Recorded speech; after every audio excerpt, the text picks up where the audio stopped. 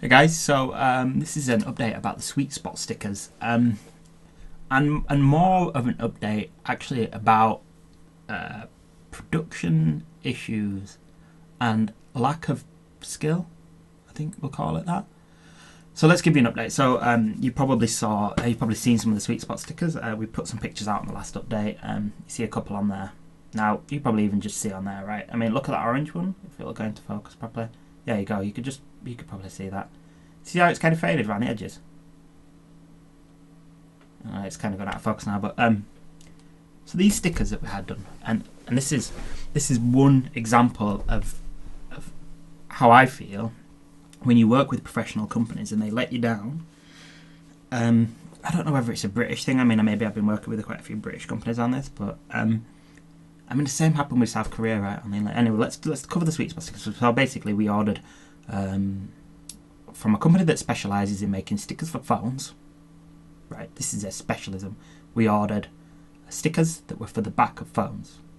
So we ordered them. They said, "Yep, no worries at all. This is how much it's going to cost." Blah blah blah. Fine. So we ordered them.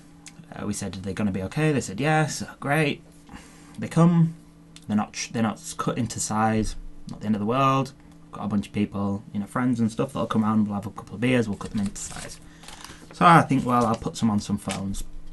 So, so I take some of the stickers, and the stickers are a bit of a pain to get off. And I did mention this, early days, because the problem is when you try and peel the sticker off, it peels off a bit of the paper as well.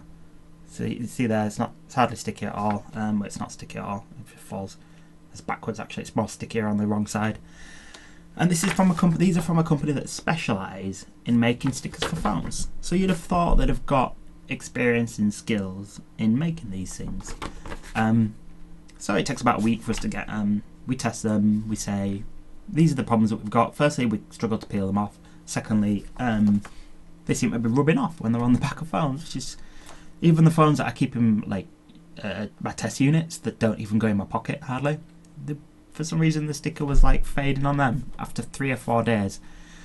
So, we say to them, what's gone on there? They say, yeah, there appears to be a problem with the type of print we've used. And we say, wait, don't you do this all the time? This is it's like buying a computer. I don't know.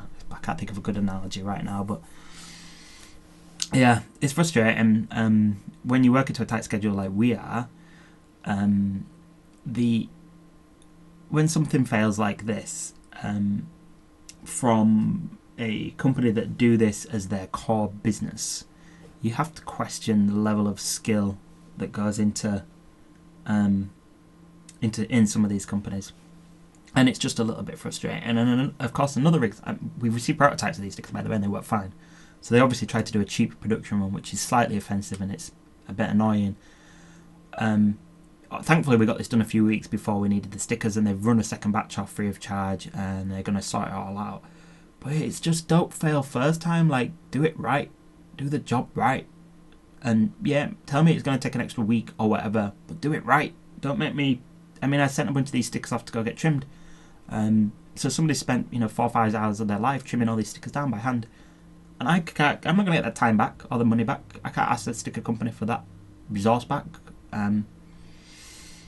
It's just frustrating. I don't think it's just a British thing. Like the inlays in South Korea, when they came and they had all the extra writing on, despite us telling them not to put the extra writing on. And this project's the NFC ring project, from start to end, has